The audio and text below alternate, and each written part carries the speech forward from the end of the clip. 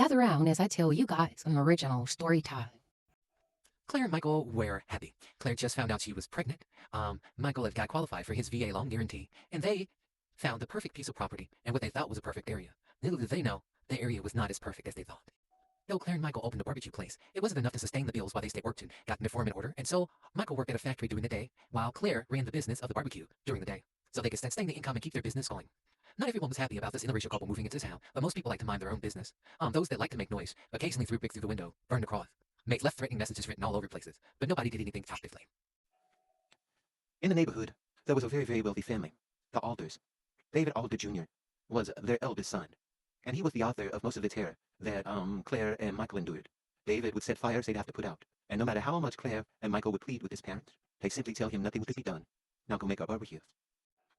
One fateful evening, Claire was finishing up in the butcher shop, locking up some meats and checking the smoker temperatures. She was maybe about 4 or 5 months pregnant at this time, excited, the new baby well on its way, and she'd failed her first flutter kicks that day. When all of a sudden, she heard a sound behind her of the door closing in the shop, and looked up and saw that it was David.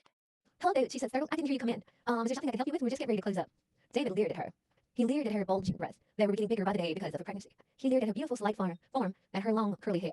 And he left. David was a young man who was used to taking what he wanted because of his family's wealth. And what he wanted at that moment was Claire. And before she could even speak, David swiftly backhanded her to the floor, and she fell, blood gushing as she hit the concrete. She awoke in terror, watching as David fixed his clothing, noticing an ache in her body, and immediately grabbed her stomach. it was during this time that Michael walked through the door, horrified at the terror ever seen before him. His wife sprawled on the floor, half naked and bloody, and this young bastard pulling up his clothing. Well, to say Michael lost his mind would be an understatement. David turned around and smiled as Bruce sneered at Michael, thinking that the incident was over. But Michael, before he could stop himself, grabbed the bat he kept for protection from behind the counter. What do you plan to do with that? David asked. Nick. Well, it didn't take David too long to find out exactly what he planned to do as the bat came down on his head, crashing in the hood, releasing viscera everywhere. Poor Clarissa was terrified, not of her feeling the loss of the baby in her womb, but of the white kid with a busted head sitting in the middle of her restaurant, and they did not know what what to do. So sensing her husband's panic, she brought all the strength inside of her together and stood. Look at me, Michael. There's no time for tears. We are going to die if we don't take care of this problem right now. Michael was still paranoid, looking around in trauma. Claire backhanded insomnia across the face and shook him out of the terror he was in. She said, "Michael, go start the smoker." Well, Michael shook himself from his fear and went and grabbed an axe and dragged the young man's body to the back. With an axe and the meat grinder, he got to work swiftly as his wife went about cleaning up the blood inside of the building. It did not take long for the search parties to arrive to their home and immediately suspect that it was Claire and Michael. The police barged into their house, asked questions because he was supposed to go to the barbecue, and Claire and Michael said they never saw him. The police seeing no evidence that they could have possibly done anything, and no reason to think that they would be lying, left.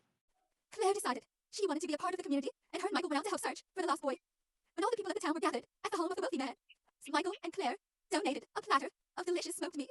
You see, Claire had a miracle pregnancy that wasn't supposed to exist due to her inverted uterus, and she was not to have any more children.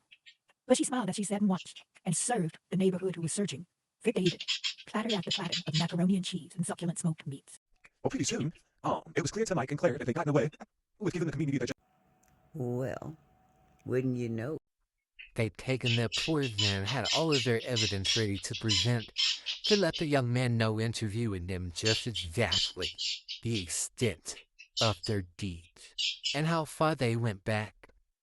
They directed him to the barnyard and into the grave, unmarked behind it, where they buried the bodies of 27 children over the span of 30 years. The entire time, this sweet couple, who the community had come to love and defend because of all the food they brought through in the hard time, were the actual killers. And they kept serving the meat of the children to their parents. The reporter was shocked, to say the least, not thinking this to be true. He went out and made sure to take a look in the barn, and he found some old t-shirts and bones and different things, and immediately called 911, as cell phones were big. By the time they arrived, it was too late. Arm in arm, Michael lay dead on their couch, with smiles on their face, and a platter of meat on the table, welcoming the officers to take a bite during the investigation. This has been a GG story time. Original and Halloween, don't steal my shit. I know it happens often. It may not be like every story hasn't been told, but every story has been told like this. And don't be cruel to people. They might eat your So it's best to stay in your lane. Eat. And now see you, my children.